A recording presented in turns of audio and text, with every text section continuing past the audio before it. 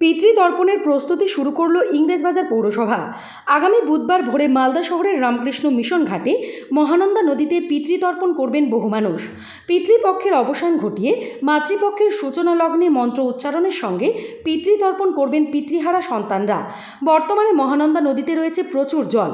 ইংরেজবাজার পৌরসভার চেয়ারম্যান কৃষ্ণেন্দু নারায়ণ চৌধুরী বলেন, নদীতে প্রচুর জল থাকার জন্য বিপর্যয় মোকাবেলা দপ্তর, পুরকর্মী এবং পুলিশের ব্যবস্থা থাকবে রামকৃষ্ণ মিশন ঘাটে। পাশাপাশি নিরাপত্তার জন্য মহানন্দা নদীতে বাঁশ দিয়ে ব্যারিকেড করা হবে। মালদা থেকে উৎপল মণ্ডলের রিপোর্ট। আমরা মহানন্দাটা পরিষ্কার রাখছি। ডিজাস্টার ম্যানেজমেন্টের কর্মীরা থাকবে, আমাদের কর্মীরাও থাকবে, যাতে মানুষ তার পূর্বপুরুষের উদ্দেশ্যে তর্পণ করতে পারে। মহানন্দা প্রতিটা ঘাটে আমাদের নজরদারি থাকবে, পুলিশ থাকবে, সিভিল অ্যাডমিনিস্ট্রেশন থাকবে, মিলিটারি থাকবে।